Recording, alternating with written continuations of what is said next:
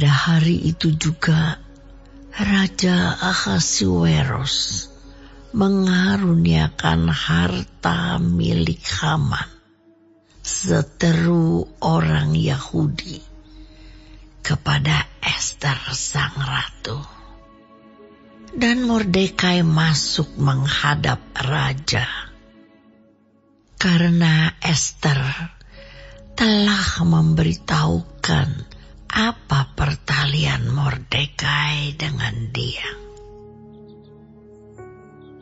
Maka raja mencabut cincin meterai yang diambil daripada Haman, lalu diserahkannya kepada Mordekai.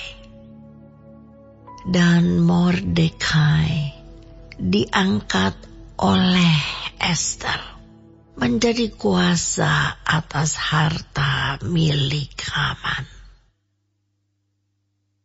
Kemudian Ester berkata lagi kepada raja sambil sujud pada kakinya dan menangis memohon karunia-Nya supaya dibatalkannya maksud jahat Haman, orang Agag itu, serta rancangan yang sudah dibuatnya terhadap orang Yahudi.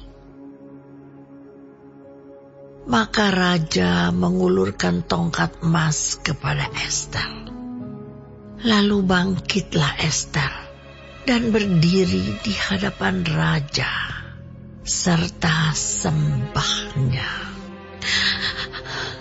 Jikalau baik pada pemandangan raja, dan jikalau hamba mendapat kasih raja,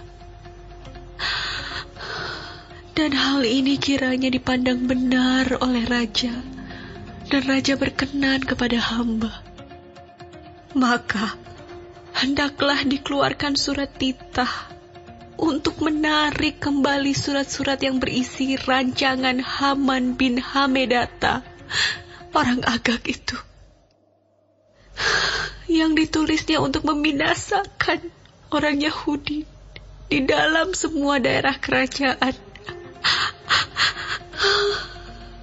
Karena bagaimana hamba dapat melihat malapetaka yang menimpa bangsa hamba, dan bagaimana hamba dapat melihat kebinasaan sanak saudara hamba.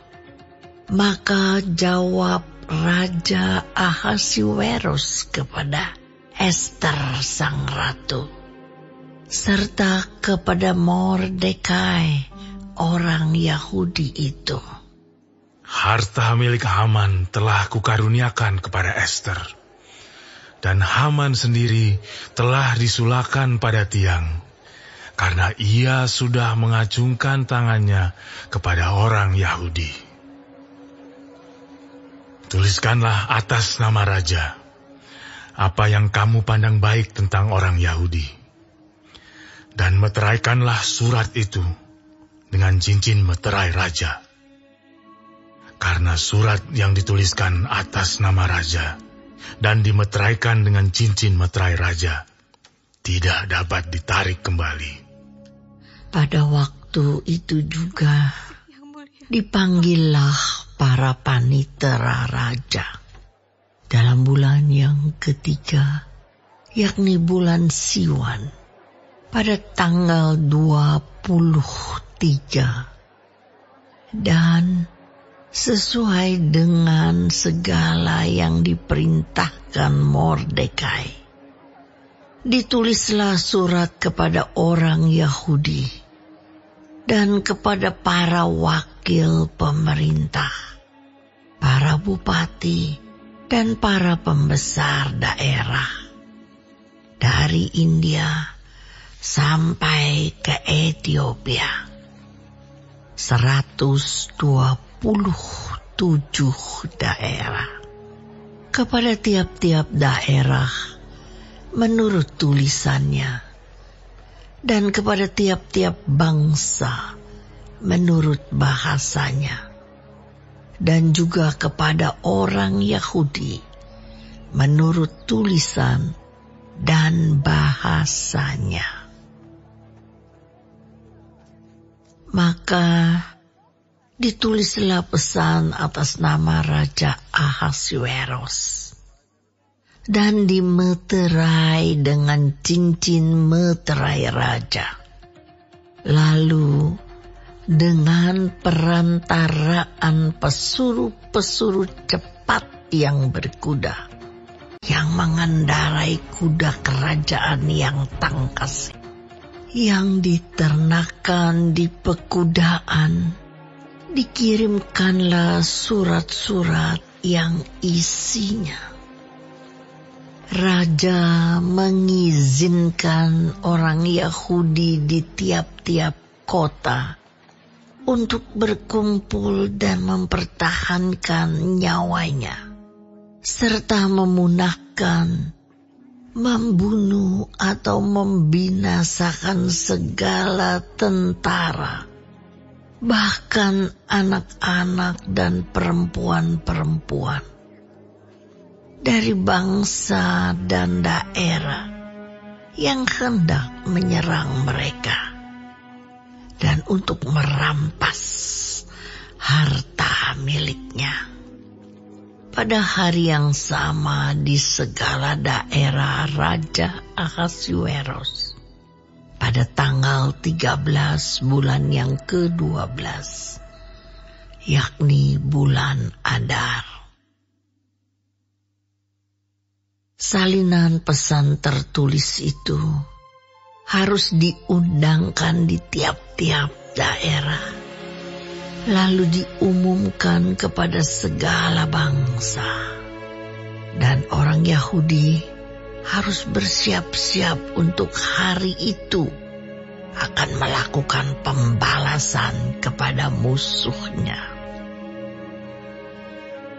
Maka dengan terburu-buru dan tergesa-gesa, berangkatlah pesuruh-pesuruh cepat yang mengendarai kuda kerajaan yang tangkas itu atas titah raja, dan undang-undang itu dikeluarkan di dalam benteng Susan. Dan Mordekai keluar dari hadapan raja dengan memakai pakaian kerajaan daripada kain ungu tua dan kain lenan, dengan memakai tajuk emas yang mengagumkan, serta jubah daripada kain lenan halus dan kain ungu muda. Maka kota Susan pun bertempik soraklah dan bersukaria. Orang Yahudi telah beroleh kelapangan hati dan bersukacita, kegirangan dan kehormatan. Demikian juga di tiap-tiap daerah dan tiap-tiap kota. Di tempat manapun titah dan undang-undang raja telah sampai, ada sukacita dan kegirangan di antara orang Yahudi, dan perjamuan serta hari gembira. Dan lagi banyak dari antara rakyat negeri itu masuk Yahudi, karena mereka ditimpa ketakutan kepada orang Yahudi.